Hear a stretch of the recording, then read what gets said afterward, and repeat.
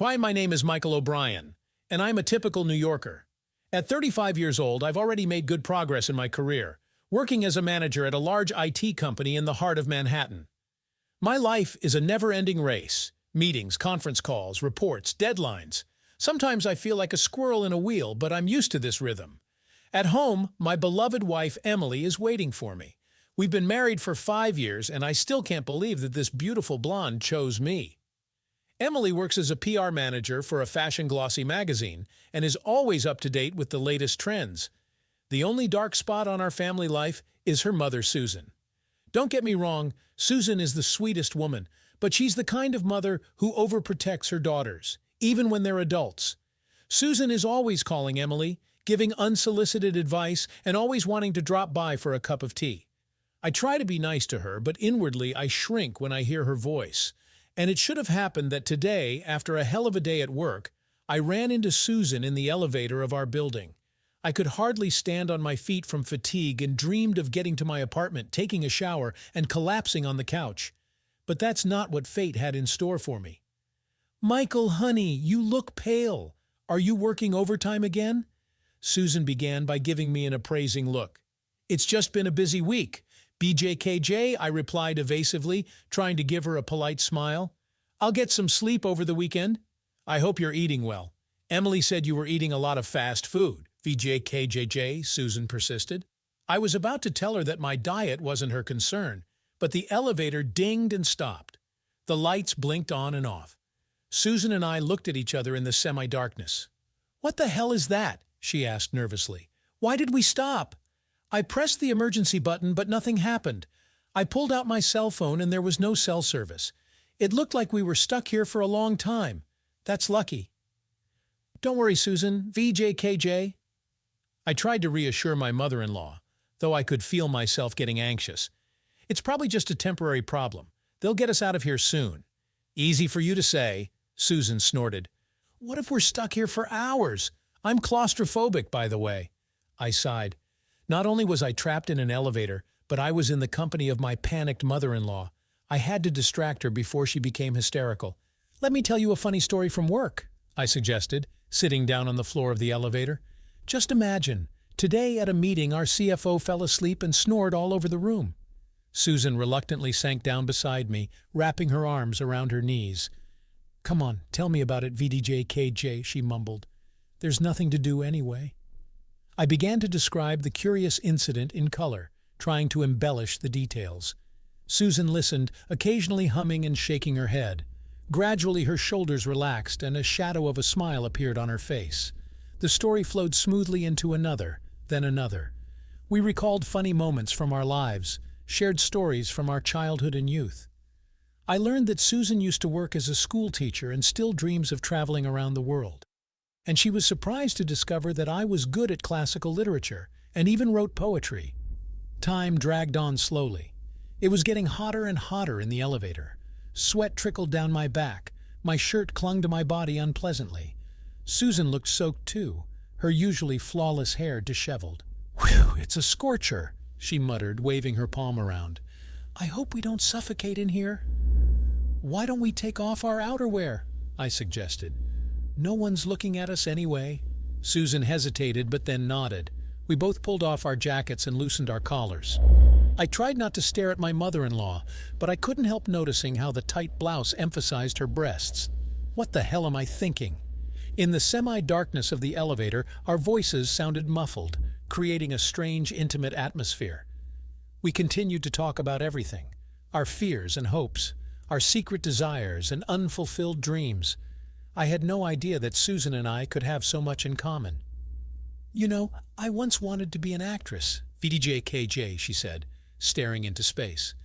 "I even joined a theater studio after high school. But then I met Emily's father, fell in love and gave it all up. Sometimes I wonder what would have happened if—" Her voice trembled. I reached out and put my hand over hers. It was instinctive, as if I wanted to comfort and support her. Susan flinched, but didn't pull away. "There are many choices in life, VJKJ," I said quietly. "You never know if you're making the right choice, but you can't go back to the past. All we can do is move forward." Our eyes met. In the semi-darkness, Susan's eyes seemed huge and brilliant. For a moment I felt a strange attraction, a magnetic pull to press myself against her, to breathe in the scent of her skin. It was like an obsession. I pulled my hand away and averted my eyes. I had to pull myself together. It was just the heat and fatigue, nothing more. Susan is my wife's mother, after all. I have no right to think of her like this. Would you like some water? I think I had a bottle in my bag, VDJKJ, I mumbled, just to change the subject. Yes, please, VJKJ, Susan said. Her voice sounded hoarse. I opened the bottle with trembling hands and handed it to Susan. She gulped greedily, and I stared mesmerized as her throat moved as she took a sip. Shit, what's happening to me? Taking a few sips, I handed the bottle back to Susan. Our fingers touched, and I felt like I'd been electrocuted. I wanted to stroke her hand, run my fingertips over her soft skin. Stop. I mentally slapped myself. You can't do that. You have to keep your distance, keep your mind clear.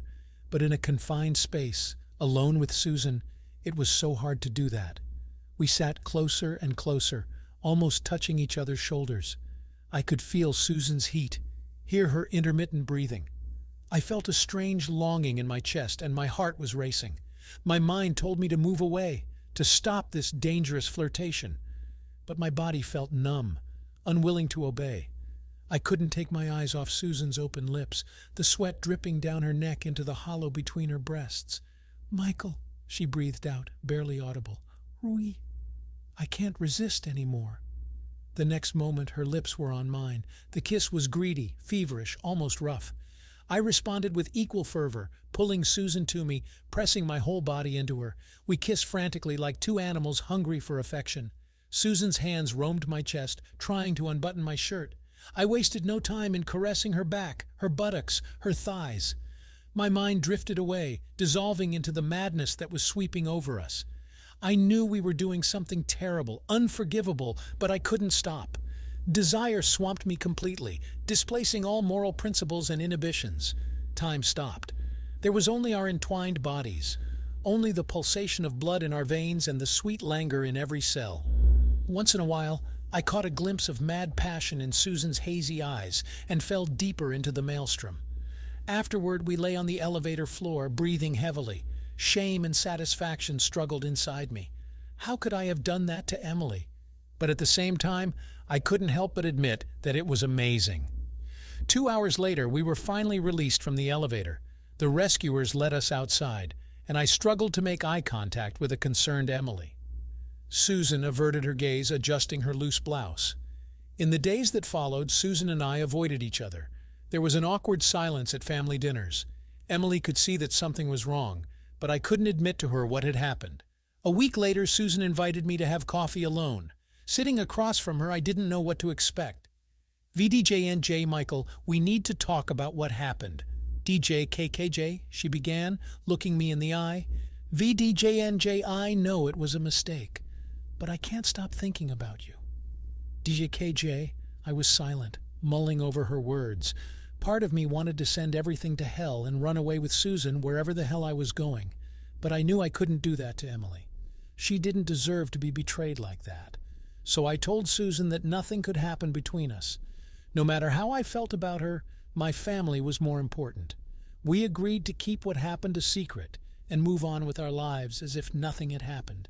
Years later, I still remember that day in the elevator, the passion, the madness. Sometimes I catch Susan's wistful look and realize she hasn't forgotten either. But we both know what happened has to stay in the past. That's the price of marital happiness. Did you like this story? Let us know in the comments what you liked. Subscribe to our storytelling podcast. Also, don't forget to like and ring the bell so you don't miss more interesting stories. See you soon.